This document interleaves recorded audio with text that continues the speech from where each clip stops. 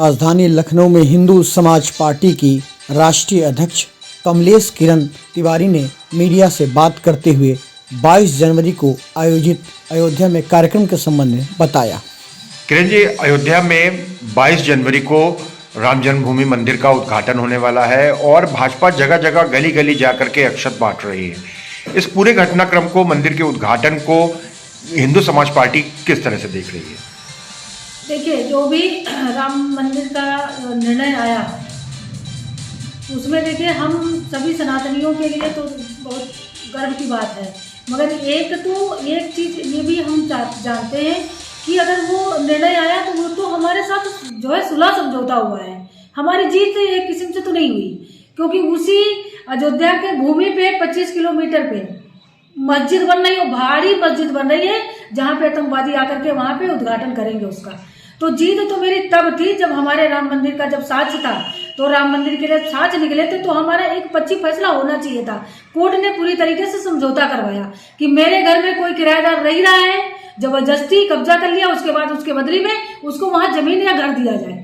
तो सबसे बड़ी बात तो ये हुई है। दूसरी बात तो ये है कि राम मंदिर के आंदोलन में बहुत लोगों ने जेल गए, लाठी खाए और बहुत सारी समस्या उनके साथ में हुई है और वो बलिदान भी हो गए उसके लिए, जो जिसमें से हमारे तिवारी जी भी थे। तिवारी जी भी एक बार नहीं, कम से कम 5-10 बार गए, जेल गए, राम मंदिर के लिए आंदोलन किए, लेकिन ऐसे लोगों का नाम वहाँ 1% किसी का नहीं आया। वहाँ नाम किसका आ रहा है? माधुरी दीक्षित आ रही हैं, कटरीना कैफ आ रही हैं, अक्षय कुमार आ रहे हैं, ऐसे लोगों का, बड़े बड़े लोगों का नाम आ रहा है जो कि धन देने वाले।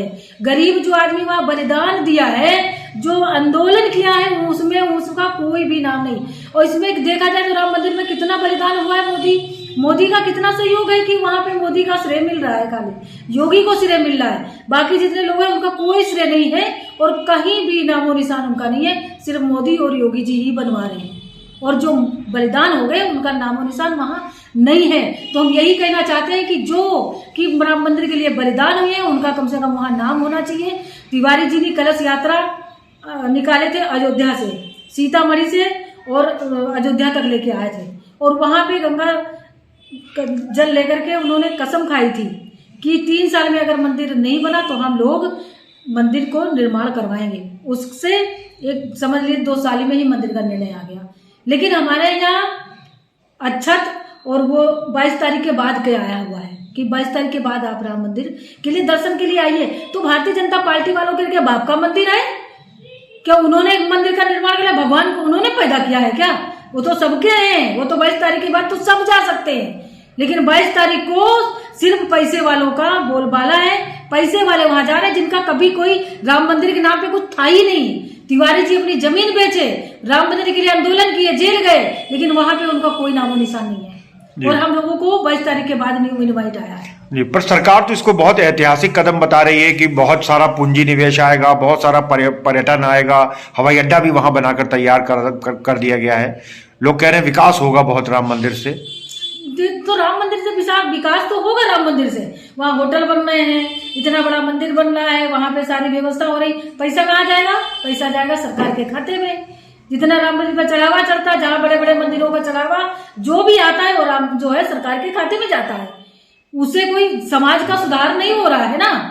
और मंदिर के जितने भी चढ़ावा आता सरकार को मिलता है उसमें वो देते हैं मजार बनाने के लिए, मदरसा बनाने के लिए, उनके जहाँ वो टीचर पढ़ाते हैं उनको देते हैं। जितना राम मंदिर में चढ़ाया था उससे उनका पेट पाला जा रहा है, ना कि हमारे समाज का।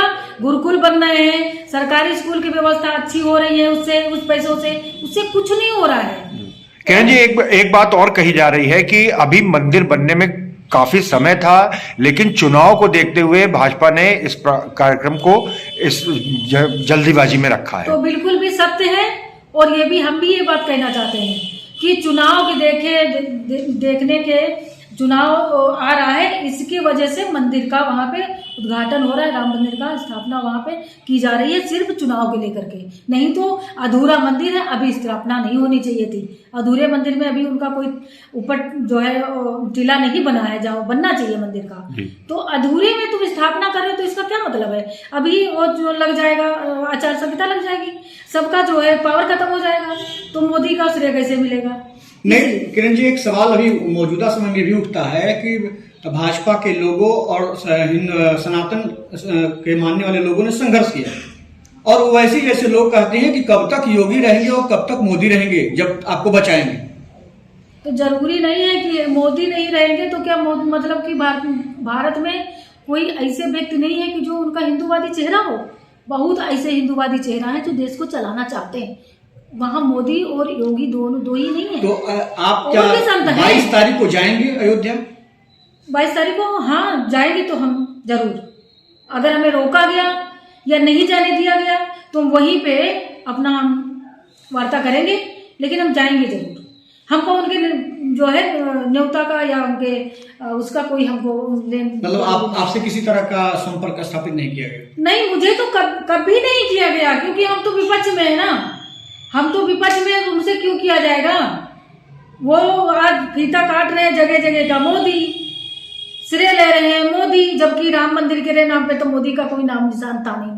और जो उस समय थे लोग, उमा भारती जैसे लोग, अडवाणी जैसे लोग, मोहन वो क्या बोलते हैं, मुरली मनोहर जैसे लोग, उनका कहीं नाम निशान, मोदी ने सबको किनारे कर दिया और श्रेय ले मोदी और योगी बस। और जो गए, जो बलिदान हो गया, उनका कोई श्रेय नहीं है। अच्छा, कमलेश तिवारी जी ने इस लड़ाई में क्या क्या मुख्य रूप से काम किया था? उन्होंने हमेशा राम मंदिर के लिए आवाज उठाते रहे और कार्य सेवा के लिए उन्होंने कई बार प्रयास किया, और जब जब उन्होंने प्रयास किया तब तब उनको उठा करके जेल बंद किया।